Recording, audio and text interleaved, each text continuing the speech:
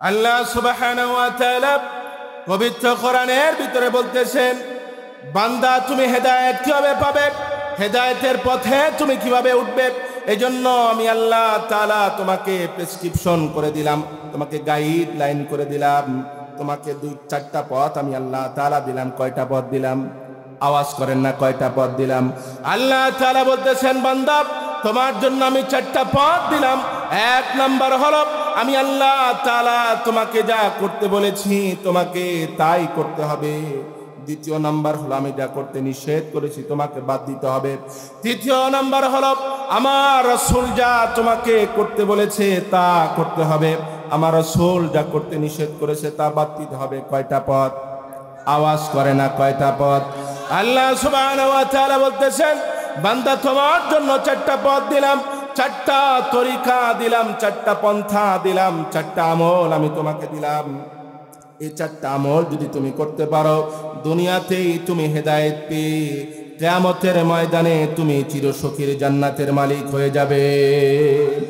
আমার প্রিয় ভাইরা, একটু ভালো করে চিন্তা করেন, কিয়ামতের কঠিন ময়দানে মাথার আঘাত উপরে যখন সূর্য চলে আসবে, জমিন তামা হয়ে যাবে, মানুষের মগজগুলো টকবক করে গলে গলে পড়তে থাকবে, মানুষ দিশেহারা হয়ে যাবে, কেউ কাউকে চিনবে না, মা সন্তানকে চিনবে না, ভাই ভাইকে চিনবে না, বাবা তার ছেলেকে চিনবে না। এমন এক কঠিন ময়দানে যদি আমার ডানে আবু বকর দাঁড়িয়ে যায়, যদি ওমর দাঁড়িয়ে যায়, ওসমান দাঁড়িয়ে যায়, আলী দাঁড়িয়ে যায়, আমার ডানে যদি হযরতে খাব্বাব রাদিয়াল্লাহু তাআলা আনহু দাঁড়িয়ে যায়, আর আমার সামনে যদি মুহাম্মদুর রাসূলুল্লাহ দাঁড়িয়ে যায়, ওই দিন আমার চেয়ে খুশি আর কেউ কিছু হবে না। আর যদি আমার বামে আবু জাহেল দাঁড়িয়ে যায়, উতবা সাইবা দাঁড়িয়ে যায়, ওলীদ ইবনে মুগীরা আমার বামে যদি দাঁড়িয়ে যায়, নমরুদ খোদাদ্রোহী নমরুদ যদি আমার বামে দাঁড়িয়ে যায়, ফেরাউন যদি আমার বামে দাঁড়িয়ে যায়, ওই দিন আমার চেয়ে কপাল পোড়া আর কেউ বেশি হবে না। কথা বলেন ঠিক কিনা? ওই দিন আমার চেয়ে কপাল পোড়া আর কেউ বেশি হবে না। এজন্য আল্লাহ পাকের কাছে হেদায়েতের দোয়া করতে হবে। কি করতে হবে? হেদায়েতের দোয়া করতে হবে। আমার প্রিয় ভাইরা, হেদায়েত পাওয়ার জন্য বুজুর্গানে কেরাম 2টা আমলের কথা বলেছেন। 1 নাম্বার হলো কুরবানি করতে হবে, ত্যাগ স্বীকার করতে হবে, নিজেকে ত্যাগের ভিতরে আনতে হবে, কুরবানির ভিতরে আনতে হবে, তাহলে হেদায়েত পাওয়া যাবে। আমার প্রিয় ভাইরা, হযরত বেলাল হাবশী রাদিয়াল্লাহু তাআলা আনহু ইসলামের জন্য, কোরআনের জন্য জীবন দিয়েছেন, জীবনকে কুরবান করে দিয়েছেন। এজন্য আল্লাহ পাক তাকে হেদায়েতের রাস্তা দেখিয়ে দিয়েছেন। হযরত বেলাল রাদিয়াল্লাহু তাআলা আনহু কালো মানুষ ছিলেন, হাবশী কালো মানুষ, কেউ তাকে চিনত না, বংশের কোনো পরিচয় নেই, এতটাই কালো মানুষ। যখন রাস্তা দিয়ে হাঁটতেন, মক্কার ছোট ছোট বাচ্চারা দেখে ভয় পেত বেলাল রাদিয়াল্লাহু তাআলা আনহুকে। সেই বেলাল রাদিয়াল্লাহু তাআলা আনহু কালেমা পড়ে যখন মুসলমান হয়ে গেলেন, তার মনিব উমাইয়া বলতেছে, বেলাল কি শুনি তুমি নাকি মুসলমান হয়েছো, হাজার হাজার দেবদেবীকে বাদ দিয়ে, লাত হবল মানাতকে বাদ দিয়ে, চন্দ্রের পূজা বাদ দিয়ে, সূর্যের পূজা বাদ দিয়ে তুমি নাকি এক আল্লাহর ইবাদত করা শুরু করেছো, তুমি নাকি বিধর্মী হয়ে গিয়েছো। বেলাল রাদিয়াল্লাহু তাআলা আনহু বলতেছেন, একটু টান টান করে শোনেন। বেলাল রাদিয়াল্লাহু তাআলা আনহু মনিব উমাইয়াকে বলে, মনিব শোনেন, আগে আমি বিধর্মী ছিলাম, আল্লাহ তাআলার দয়া এখন আমি ইসলামের উপরে এসেছি। বলেন সুবহানাল্লাহ। একথা শোনার পরে উমাইয়া রাগান্বিত হয়ে যায়। উমাইয়া বলে, বেলাল তুমি কি বলতেছো, বুঝে বলতেছো? বেলাল রাদিয়াল্লাহু তাআলা আনহু বলে, হ্যাঁ বুঝে বলতেছি। উমাইয়া বলে, বেলাল শোনো, তুমি যদি ইসলাম ছেড়ে না দাও, কোরআন ছেড়ে না দাও, মুহাম্মাদের ধর্ম যদি মুহাম্মদকে তুমি ফিরিয়ে না দিয়ে আসো, তাহলে কিন্তু তোমার আর রক্ষা নেই, তুমি বাঁচতে পারবে না। বেলাল রাদিয়াল্লাহু তাআলা আনহু বলে, মনিব উমাইয়া শোনো, ইসলাম এত সুন্দর, কোরআন এত সুন্দর, ইসলামের নবী এত সুন্দর, না জানি ইসলামের আল্লাহ কত সুন্দর, আমার জীবন চলে যাবে, এরপরেও আমি ইসলাম ছেড়ে দেব না। জীবন শেষ হয়ে যাবে, এরপরেও আমি ইসলাম ছেড়ে দেব না। কুরবানি আছে না নাই? কি পরিমাণ কুরবানি! উমাইয়া রাগান্বিত হয়ে যায়, বেলাল রাদিয়াল্লাহু তাআলা আনহুকে জুলুম শুরু করে দেয়। নির্যাতন শুরু করে দেয় বেলাল রাদিয়াল্লাহু তাআলা আনহু। তিনি কষ্ট করতে থাকেন, সবর করতে থাকেন, ধৈর্য ধরতে থাকেন। উমাইয়া জুলুম করতে করতে নিজে যখন ক্লান্ত হয়ে যায়, উমাইয়া যুবকদেরকে ডেকে আনে। যুবকেরাও বেলাল রাদিয়াল্লাহু তাআলার উপরে জুলুম শুরু করে দেয়, অত্যাচার শুরু করে দেয়। বেলাল রাদিয়াল্লাহু তাআলা সবর করতে থাকেন। যুবকেরাও যখন ক্লান্ত হয়ে যায়, পাগলা উট টেনে আনা হয়, উটকে মদ পান করানো হয়, উটের পায়ের সাথে দড়ি বেঁধে বেলাল রাদিয়াল্লাহু তাআলা আনহুর পায়ের সাথে দড়ি বেঁধে দেওয়া হয় আরবের সেই পাথরের জমিনের উপরে। আমার ভাইরা একটু ভালো করে চিন্তা করেন, সেই পাথরে মরুভূমির উপরে বেলাল রাদিয়াল্লাহু তাআলা আনহুকে নিয়ে পাগলা উট দৌড়ায়। বেলাল রাদিয়াল্লাহু তাআলা আনহু শেষরিয়ে যাচ্ছে, কষ্ট লাগতেছে। পাথরের সাথে আঘাত লাগার কারণে কানের চামড়া ছিঁড়ে যায়, দেহের চামড়া ছিঁড়ে যায়, রক্ত বের হচ্ছে। বেলাল রাদিয়াল্লাহু তাআলা আনহু শুধু সবর করতেছেন, ধৈর্য ধরে রয়েছেন। উট যখন ক্লান্ত হয়ে গেল, যুবকেরা বেলাল রাদিয়াল্লাহু তাআলা আনহুকে টেনে এনে গরম উত্তপ্ত বালির উপরে তাকে শুইয়ে দিল, তার বুকের উপরে পাথর চাপা দিল। মক্কার যুবকেরা বলল, বেলাল তুমি শোনো, তুমি যদি মুহাম্মদের ধর্ম, মুহাম্মদকে ফিরে দিয়ে আসো, তুমি যদি ইসলাম ধর্ম ছেড়ে দাও, তাহলে তোমাকে নাজাত দেওয়া হবে, মুক্তি দেওয়া হবে, তোমাকে ছেড়ে দেওয়া হবে। এমন কঠিন সময়ের ভিতরেও বেলাল রাদিয়াল্লাহু তাআলা শুধু মুখে বলতেছিলেন, আহাদ আহাদ কুল হুয়াল্লাহু আহাদ। আমার প্রিয় ভাইরা, বেলাল রাদিয়াল্লাহু তাআলা ইসলামের জন্য কষ্ট করেছেন, ত্যাগ স্বীকার করেছেন। কষ্ট করার কারণে, ত্যাগ স্বীকার করার কারণে বেলাল রাদিয়াল্লাহু তাআলা আল্লাহর কাছে কবুল হয়েছেন। এতটাই কবুল হয়েছেন বেলাল রাদিয়াল্লাহু তাআলা আজান না দিলে সকালে আর সূর্য ওঠে না।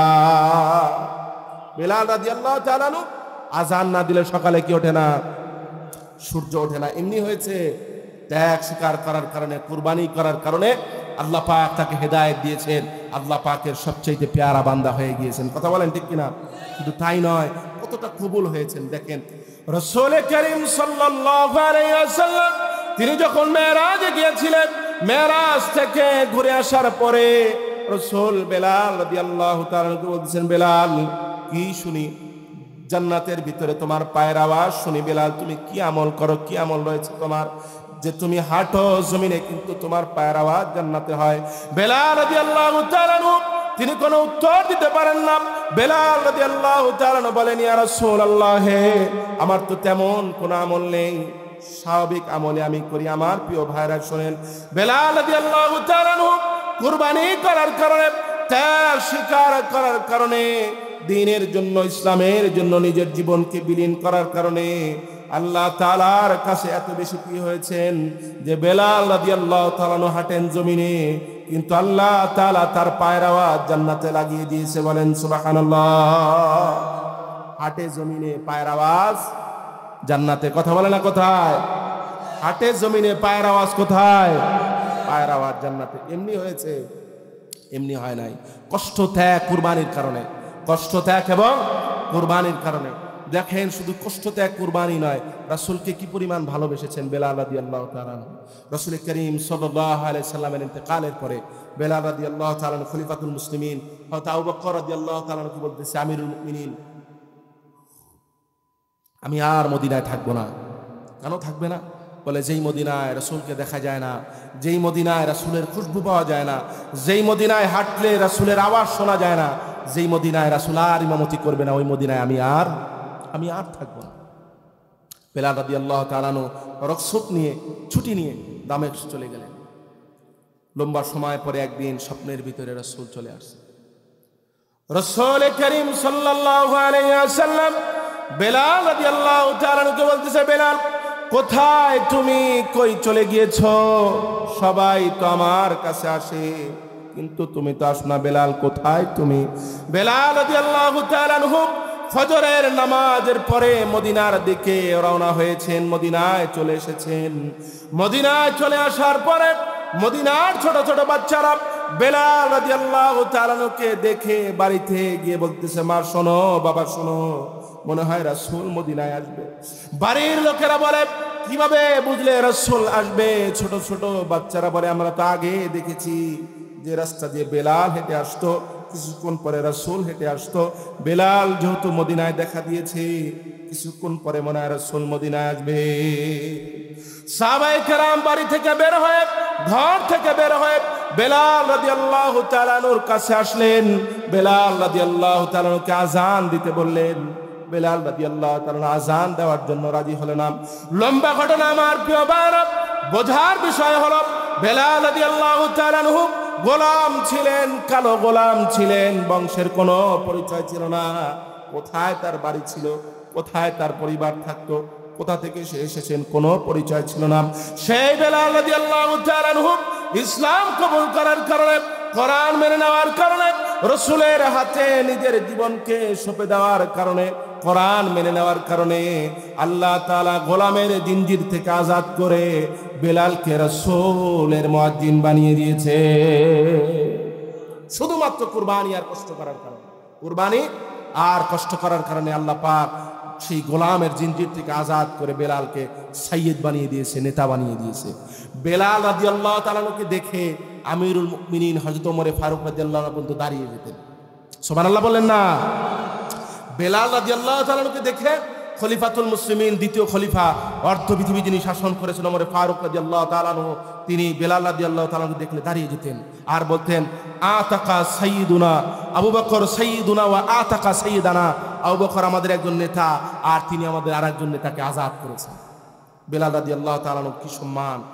শুধুমাত্র ত্যাগ কুরবানি করার কারণে, ত্যাগ এবং কুরবানি করার কারণে। আমার প্রিয় ভাইরা, হেদায়েত যদি পেতে চান, হেদায়েতের উপরে যদি আসতে চান, তাহলে আমাকে আপনাকে হেদায়েত পাওয়ার জন্য আল্লাহ পাকের কাছে দোয়াও করতে হবে, কোরবানির পথে হাঁটতে হবে, ত্যাগ করতে হবে। একটা মূলনীতি মনে রাখবেন, মূলনীতিটা হলো হেদায়েত কোনো ব্যক্তির হাতে নেই। হেদায়েত কার হাতে নেই? হেদায়েত কোনো ব্যক্তির হাতে নেই। হেদায়েতের মালিক কে? একটা আওয়াজ করে বলেন না, হেদায়েতের মালিক কে? আর একটা আওয়াজ করে বলেন, হেদায়েতের মালিক কে? আল্লাহ সুবহানাহু ওয়া তাআলা হেদায়েতের মালিক। নাকি কোনো পীরের হাতে হেদায়েত আছে? কোন আলেমের হাতে হেদায়েত আছে? এই যে আমি আপনাদেরকে বয়ান করতেছি, আমার হাতেও হেদায়েত নাই। আমিও হেদায়েতের মুহতাজ, আপনারাও হেদায়েতের মুহতাজ। হেদায়েতের প্রত্যাশা নিয়ে, হেদায়েতের আশা নিয়ে, হেদায়েতের তলব নিয়ে আমরা বয়ান শুনতেছি। আপনারা শুনতেছেন, আমরা বলতেছি। কথা বলেন ঠিক কিনা? কিন্তু দেখেন, কিছু আছে আলেম, বর্তমান সময়ে কিছু আলেম পাওয়া যাচ্ছে যারা বলতেছে যে আল্লাহর হাতে হেদায়েত নাই। নাউজুবিল্লাহ বলেন না? একটু আওয়াজ করে বলেন না নাউজুবিল্লাহ। হেদায়েত কার হাতে নাই? হেদায়েত আল্লাহর হাতে। তার বক্তব্য, আল্লাহ পাক হেদায়েত নবীদেরকে দিয়ে আল্লাহ পাক হাত খালি করে বসে গেছে। এরকম পাগড়ি ধারা আলেম, বিশাল পাগড়ি পরা, জুব্বা কাব্বা পরা আলেম যদি এই বয়ান দেয়, আপনারা কি বুঝতে পারবেন যে ঠিক বয়ান দিল না ভুল বয়ান দিল? কোথায় যাবে? এই আলেম বয়ান দিতেছে সেই ভারতের সাদ সাহেব, তিনি বয়ান দেয় যে আল্লাহ পাকের হাতে হেদায়েত নাই। হেদায়েত আল্লাহ পাক নবীদের হাতে দিয়ে আল্লাহ পাক খালি হয়ে বসে আছে। একটু চিৎকার করে বলেন না নাউজুবিল্লাহ। এমন আলেমের পিছনে কি চলা যাবে? আওয়াজ করে বলেন না, এমন আলেমের পিছনে চলা যাবে? আর এই গ্রুপের স্পেন্সার যেগুলো আছে, এগুলা ওলামায়ে কেরামের রক্ত ঝরিয়েছে, ওলামায়ে কেরামের উপরে জুলুম করেছে, টঙ্গীর ময়দানে আলেমদের রক্ত ঝরিয়েছে। কথা বলেন ঠিক কিনা? অতএব এই সমস্ত লোকদের পিছনে চলা যাবে না। যারা কোরআন হাদিসের ব্যাখ্যাই ঠিক মতো দিতে পারে না, এর পিছনে চলে ইমান নষ্ট করা যাবে, ইমান নষ্ট করা যাবে। একটা মূলনীতি, সেটা হলো যে কোনো আলেমের হাতে হেদায়েত নেই, কোনো পীরের হাতে হেদায়েত নেই, কোনো দরবেশের হাতে হেদায়েত নেই, এমনকি কোনো নবী রাসূলের হাতেও হেদায়েত নাই। হেদায়েত একমাত্র যার হাতে, তিনি কে? একটা আওয়াজ করে বলেন না, তিনি কে? এবার আসেন হাদিস থেকে শুনেন। খাইলা কথায় চিরা ভেজে না, হাদিস থেকে শুনেন। বুখারী শরীফের ভিতরে হাদিস এসেছে, কিয়ামতের ময়দান যখন কায়েম হয়ে যাবে, হযরত ইব্রাহিম আলাইহিস সালাতু ওয়াস সালাম কিয়ামতের ময়দানে তার পিতার দিকে তাকিয়ে থাকবে। ইব্রাহিম আলাইহিস সালাম দেখবে তার পিতা তার দিকে মায়া ভরা দৃষ্টিতে তাকিয়ে রয়েছে। ইব্রাহিম আলাইহিস সালাম তার পিতাকে বলবে, আল ইয়াউমা লা আসিক আলাম আকুল লাকা লা তাসিনি। আমি কি তোমাকে আমার অবাধ্য হতে নিষেধ করিনি? আমি তোমাকে এক আল্লাহর কথা বলেছি, আল্লাহ তাআলার ওয়াহদানিয়াতের কথা বলেছি, আল্লাহ তাআলার রুবুবিয়তের কথা বলেছি, জান্নাতের কথা বলেছি, জাহান্নামের কথা বলেছি। ইব্রাহিম আলাইহিস সালাম তার পিতাকে বলবে, আমি দুনিয়াতে তোমাকে আল্লাহর কথা বলেছি, তুমি আমার কথা শোনোনি। ইব্রাহিম আলাইহিস সালামের পিতা বলবে, আল ইয়াউমা লা আসিক, আজকে থেকে আমি তোমার অবাধ্য হব না, তোমার কথার বাইরে যাব না। ইব্রাহিম আলাইহিস সালাম কিয়ামতের কঠিন ময়দানে দুহাত তুলে আল্লাহর কাছে দোয়া করবে, আল্লাহ তাআলা দুনিয়াতে তুমি আমাকে বলেছিলে কিয়ামতের ময়দানে লজ্জিত করবে না। আল্লাহ তাআলা আমি তো লজ্জায় পড়ে যাচ্ছি, আমি নবী হওয়ার পরেও আমার পিতা জাহান্নামে চলে যায়, এর চেয়ে লজ্জার আর কি হতে পারে। আল্লাহ তাআলা বলবেন, ইব্রাহিম শোনো, তোমার পিতা দুনিয়াতে আমি আল্লাহ তাআলার নাফরমানি করেছে, মূর্তির পূজা করেছে, আগুনের পূজা করেছে, লাত হবল মানাতের পূজা করেছে, চন্দ্রের পূজা করেছে, সূর্যের পূজা করেছে, আমি আল্লাহ তাআলার নাফরমানি করেছে। তুমি আজকে তোমার পিতার জন্য যতই দোয়া করো, এরপরেও আমি আল্লাহ তাআলা তোমার পিতার স্থানকে জাহান্নাম করে দিয়েছি। নবী ইব্রাহিম আলাইহিস সালাম জালিলুল কদর একজন পয়গম্বর, নবী হওয়ার পরেও ইব্রাহিম আলাইহিস সালাম তার পিতাকে জাহান্নাম থেকে বাঁচাতে পারেনি। হযরত নূহ আলাইহিস সালামের ছেলে কেনান, বাবা নবী, ছেলে জাহান্নাম থেকে বাঁচতে পারে। অতএব নবীদের হাতেও হেদায়েত, আওয়াজ করেন না, নবীদের হাতেও হেদায়েত নেই। অতএব হেদায়েত কার হাতে? একটা আওয়াজ করে বলেন না, হেদায়েত কার হাতে? হেদায়েত আল্লাহ পাকের হাতে। এটা মুসলমানের একটা মূল নীতি, একটা আকীদা, বিশ্বাস যে হেদায়েত কারো হাতে নেই, হেদায়েত একমাত্র আল্লাহ সুবহানাহু ওয়া তাআলা। আমার প্রিয় ভাইরা, এবার আসেন হেদায়েত পাওয়ার জন্য দ্বিতীয় নাম্বার কাজ হলো ভালোবাসতে হবে। কাকে ভালোবাসতে হবে? রাসূল করিম সাল্লাল্লাহু আলাইহি ওয়াসাল্লামকে ভালোবাসতে হবে। সাহাবায়ে কেরাম রাসূলকে ভালোবেসেছেন, কি পরিমাণ ভালোবেসেছেন। হযরত মুআয ইবনে জাবাল রাদিয়াল্লাহু তাআলা আনহু রাসূলের ছোট সাহাবী, মাস রাদিয়াল্লাহু তাআলা আনহু রাসূলের ছোট সাহাবী। কখনো কখনো রাসূল তার গালে চুমো দেন, কখনো কপালে চুমো দেন, কখনো কাঁধে হাত দিয়ে রাসূল হাঁটেন, সাথে নিয়ে সফর করেন মুআয রাদিয়াল্লাহু তাআলা আনহুকে। হঠাৎ করে একদিন ইয়ামান থেকে লোক চলে আসে, এসে বলে, ইয়া রাসূলুল্লাহ, আমাদের তিনজন লোক দরকার। একজন আমাদের মসজিদের ইমাম হবে, আর একজন আমাদেরকে কোরআন শিক্ষা দেবে, আর একজন আমাদের এলাকার বিচার সালিশ করবে। কয়জন লোক দরকার? ঘুমায় গেলেন নাকি? কয়জন? আরেকটা আওয়াজ করেন, কয়জন? রাসূলকে বললেন, ইয়ামানের সাহাবীরা, ইয়া রাসূলুল্লাহ, আমাদের তিনজন লোক দরকার। রাসূল বললেন, ইয়ামানের সাহাবীদেরকে, ইয়ামানের সাহাবীরা শোনো, যুদ্ধের সময়, জিহাদের সময় তিনজন লোক দিতে পারবো না, একজন লোক দিব। এমন একজন লোক দিব যে একজন তিনজনের কাজ করে দেবে। একটা লোক দিব যে একজন তিনজনের কাজ করে দেবে। আমার প্রিয় ভাইরা, একটু মনের কান দিয়ে শোনেন। মুআয ইবনে জাবাল রাদিয়াল্লাহু তাআলা আনহু মদিনা থেকে যখন ইয়ামান চলে যাচ্ছেন, সন্তান যখন বিদেশ চলে যায়, মা যেমন দাঁড়িয়ে দাঁড়িয়ে কান্না করে, গেটের বাইরে মা যেমন দাঁড়িয়ে দাঁড়িয়ে চোখের পানিগুলো ফালায়, যতদূর সন্তানকে দেখা যায় মা তাকিয়ে তাকিয়ে দেখে। মাদের বিদায় করে রাসূল তাকিয়ে তাকিয়ে দেখতেছেন আর কান্না করতেছেন। যতদূর মাকে দেখা যায়, রাসূল তাকিয়ে তাকিয়ে দেখতেছেন আর কান্না করতেছেন। হাদিসের ভিতরে এসেছে, রাসূল করিম সাল্লাল্লাহু আলাইহি ওয়াসাল্লাম মাস রাদিয়াল্লাহু তাআলা আনহুকে বিদায় দেওয়ার জন্য তিনি হাঁটতে হাঁটতে মদিনার বাইরে চলে গিয়েছেন। যত দূর দেখা যায় তাকিয়ে তাকিয়ে দেখতেছেন আর কান্না করতেছেন। হঠাৎ করে জিবরিল আমিন চলে আসে, এসে বলে, ইয়া রাসূলুল্লাহ, মাসকে ডাক দেন, শেষ দেখা দেখে নেন, শেষ মুলাকাত মাদের সাথে করে নেন। আর কোনোদিন মাদের সাথে আপনার দেখা হবে না, আর কোনোদিন মাদের সাথে আপনার মুলাকাত হবে না। ইয়া রাসূলুল্লাহ, আপনি থাকবেন মদিনায়, মাস থাকবে ইয়ামানে। মদিনায় আপনার ইন্তেকাল হয়ে যাবে, মাজ আর কোনোদিন আপনাকে দেখতে পারবে না। ইয়া রাসূলুল্লাহ, মাসকে ডাক দেন, শেষ দেখা দেখে নেন, শেষ মুলাকাত মাদের সাথে করে নেন। আর কোনোদিন দেখা হবে না, আর কোনোদিন মাদের গালে চুমু দিতে পারবেন না, আর কোনোদিন মাদের কপালে চুমু দিতে পারবেন না। শেষ দেখাটা দেখে নেন। রাসূল করিম সাল্লাল্লাহু আলাইহি ওয়াসাল্লাম মাস রাদিয়াল্লাহু তাআলা আনহুকে ডাক দিলেন। মাস রাদিয়াল্লাহু তাআলা আনহু ঘোড়ার পিঠ থেকে নাপ দিয়ে নেমে অনেক জোরে দৌড় দিয়ে এসে রাসূলের বুকের মাঝে ঢুকে গেলেন। হাউমাউ করে কান্না করতেছে আর বলতেছে, ইয়া রাসূলুল্লাহকে মনে হয় আপনি আমাকে ভালোবাসেন না, ইয়া রাসূলুল্লাহ মনে হয় আপনি আমাকে পছন্দ করেন না, ইয়া রাসূলুল্লাহ যদি আপনি আমাকে ভালোবাসতেন এত দূরে আমান পাঠায় দিতেন না। ইয়া রাসূলুল্লাহ ওই সাহাবীরা তো কত ভাগ্যবান যারা ঘুম থেকে উঠে আপনি রাসূলের চেহারা দেখবে, আপনি রাসূলের পিছনে নামাজ পড়বে, মনে চাইলে আপনার দরবারে এসে আপনার চেহারা দেখে কলিজা ঠান্ডা করবে। আমি মা চাইলে আর কোনোদিন আপনাকে দেখতে পারবো না, আমি মা চাইলে আর কোনোদিন আপনার পিছনে নামাজ পড়তে পারবো না, আমি মা চাইলে আর কোনোদিন আপনার তেলাওয়াত শুনতে পারবো না, আমি মা চাইলে আর কোনোদিন আপনার মুখের হাসি দেখতে পারবো না। ইয়া রাসূলুল্লাহ আমি মা চাইলে আর কোনোদিন আপনার শরীরের ঘ্রাণ শুনতে পারবো না, আপনি মনে হয় আমাকে ভালোবাসেন না।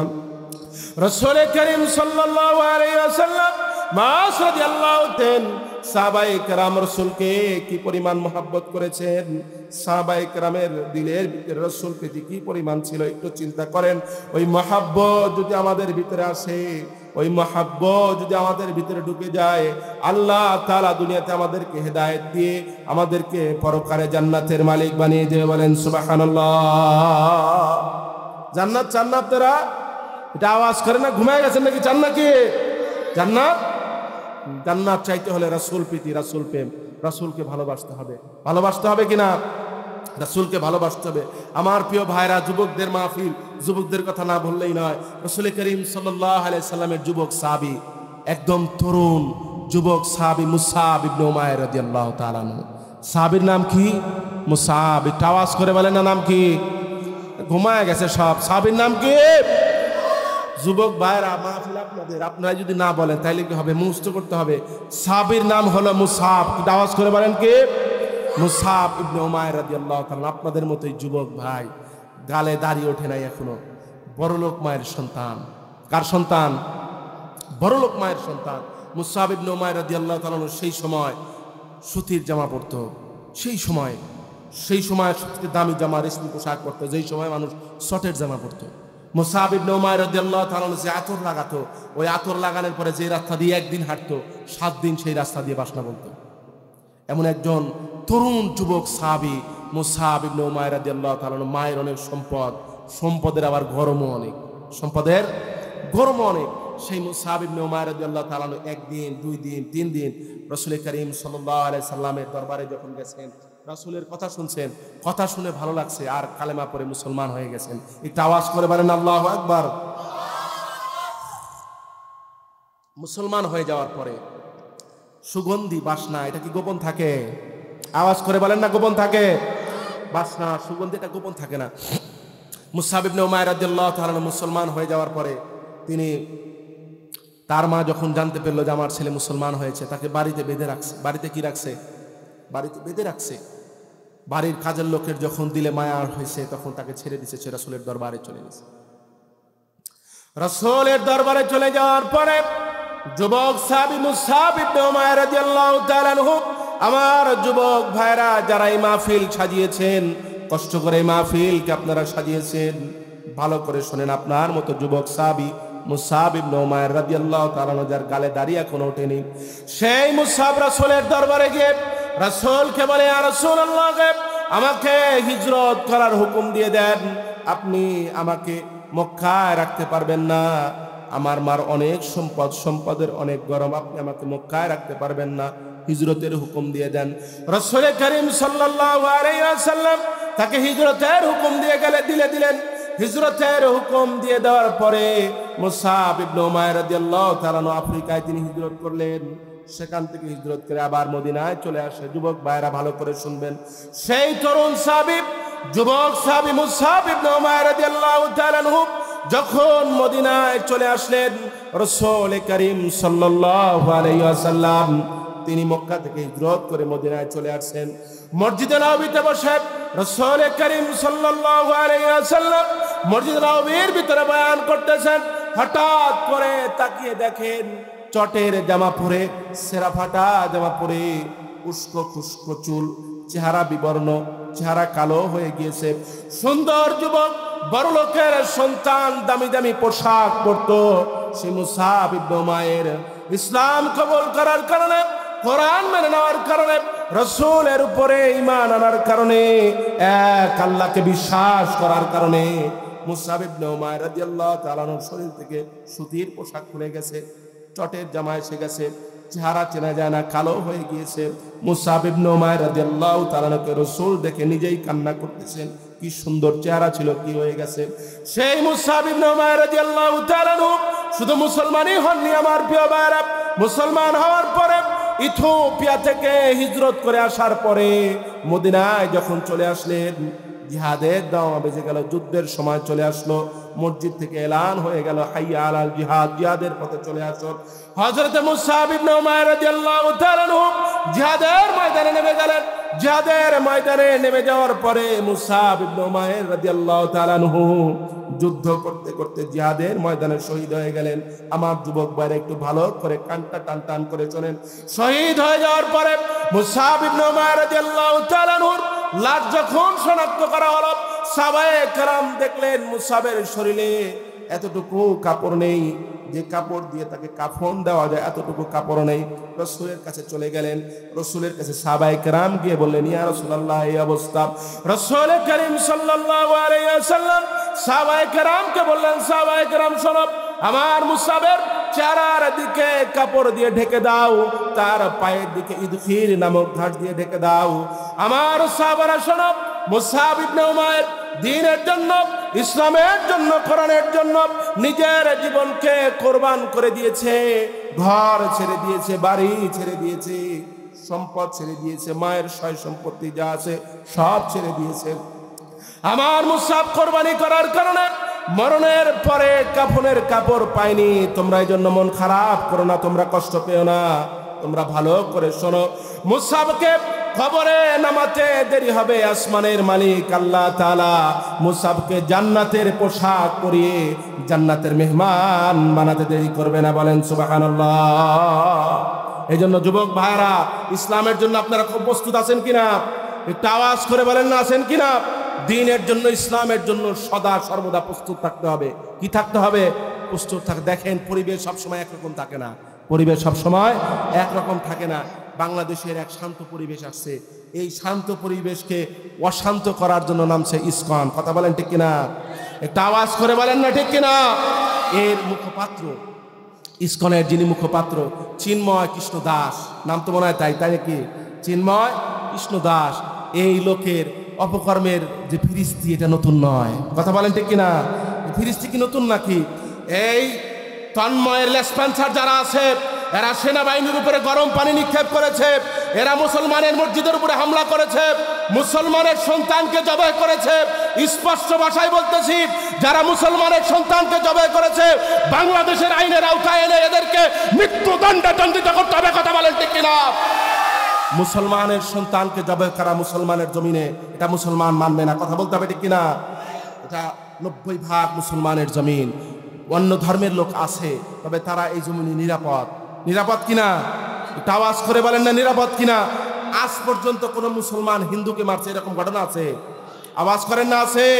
তাহলে এই উগ্র হিন্দুবাদীরা একজন অ্যাডভোকেটকে মেরে ফেললো, এটা কিভাবে বরদাস্ত করা যায়? দেখেন, সবচেয়ে দুঃখজনক বিষয় হলো একে মারার পরে যেই মুখপাত্র চিন্ময় কৃষ্ণ দাসকে একে ধরে নিয়ে যাওয়া হয়েছে, আপনারা দেখছেন কিনা? একে মামুর বাড়িতে চোদ্দশীকে ধরে নিয়ে যাওয়া হয়েছে। ধরে নিয়ে যাওয়ার পরে যখন একে কারাগার থেকে বের করা হলো, এর হাতে নাই হ্যান্ডকাপ, এর পায়ে নাই ডান্ডা বেরি, এর শরীরে নাই বুলেট প্রুফ জ্যাকেট। কথা বলেন ঠিক কিনা? মিথ্যা কথা বলতেছি নাকি? অথচ দেখেন, শাইখুল হাদিস ইবনে শাইখুল হাদিস আল্লামা মামুনুল হককে হাতে হ্যান্ডকাপ পরানো হয়েছে, পায়ে ডান্ডা বেরি পরানো হয়েছে, মাথায় হেলমেট পরানো হয়েছে, বুলেট প্রুফ জ্যাকেট পরানো হয়েছে। আল্লামা খালেদ সাইফুল্লাহ আইয়ুবীকে হাতে হ্যান্ডকাপ পরানো হয়েছে, গরুর রশি হাতে পরানো হয়েছে। অথচ রাষ্ট্রদ্রোহী মামলায় যাকে ঢুকানো হলো, এর হাতে হ্যান্ডকাপ নেই কেন, ডান্ডা বেরি নেই কেন? জাতি জানতে চায়। কথা বলেন ঠিক কিনা? কেন হ্যান্ডকাপ নাই, কেন ডান্ডা বেরি নাই? রাষ্ট্রদ্রোহী মামলায় যাকে আসামি বানানো হয়েছে তাকে একদম জামায়া ধরে নিয়ে যাওয়া হচ্ছে। এটা মাথায় খেলে না। কথা বলেন ঠিক কিনা? এটা মাথায় খেলেন। আমার ভাইয়েরা, ইসলামের জন্য, দ্বীনের জন্য যুবক ভাইদেরকে সবসময় আবু সাইদের মতো, মুগ্ধর মতো সোচ্চার থাকতে হবে। কথা বলেন ঠিক কিনা? আওয়াজ করে বলেন ঠিক কিনা? যে আবু জাহিল শহীদ হয়েছে, ও কি লসে পড়েছে না লাভে পড়েছে? আওয়াজ করে বলেন না লসে না লাভে?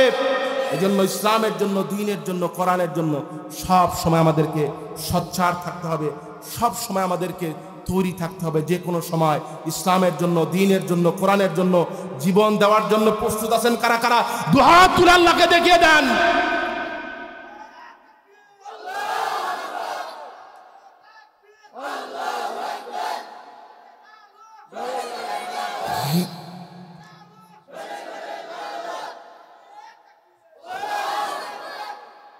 আমার ভাইরা, জীবন দিলে লস নাই।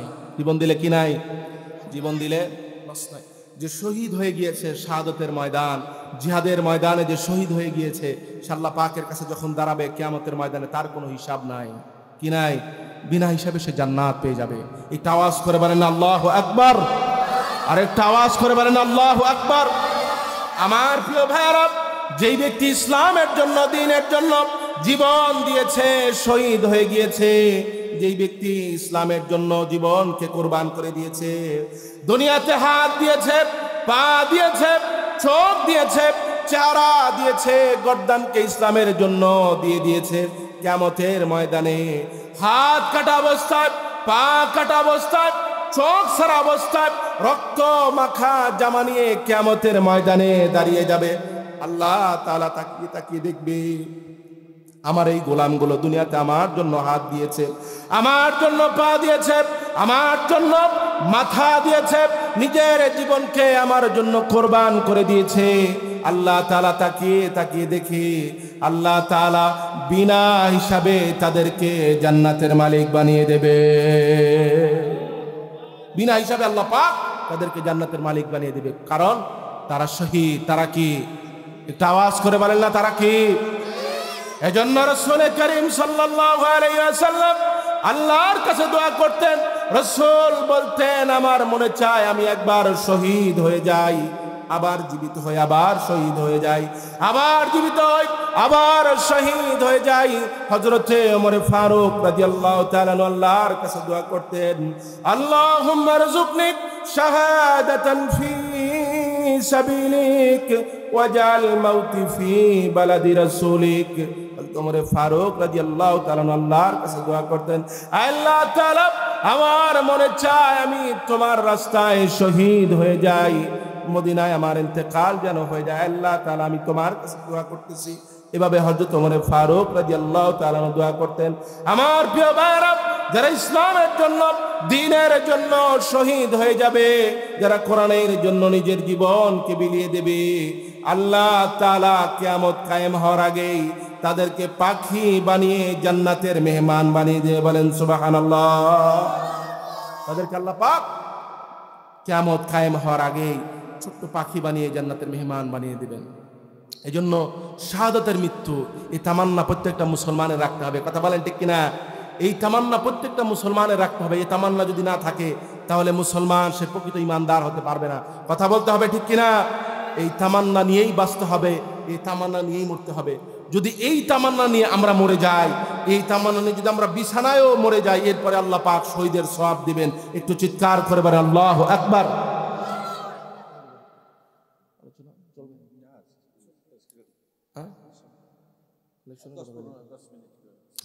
আমার প্রিয় ভাইরা, এই জন্য শাহাদাত এটা আল্লাহ পাকের এক দামি নেয়ামত। এটা আল্লাহ পাক, রাসূল করিম সাল্লাল্লাহু আলাইহি সাল্লাম তিনি দোয়া করেছেন, সাহাবায়ে কেরাম দোয়া করেছেন, হযরত ওমর ফারুক রাদিয়াল্লাহু তাআলা তিনিও দোয়া করেছেন যে আল্লাহ আমাকে শহীদি মরণ দান করুন। আল্লামা সাঈদী রাহমাতুল্লাহি আলাইহি তিনিও দোয়া করেছেন শহীদি মরণের। কথা বলেন ঠিক কিনা? এই জন্য আমার ভাইরা, শহীদি মরণ আল্লাহ পাকের কাছে চাইতে হবে। শাহাদাতের মৃত্যু আল্লাহ পাকের কাছে চাইতে হবে।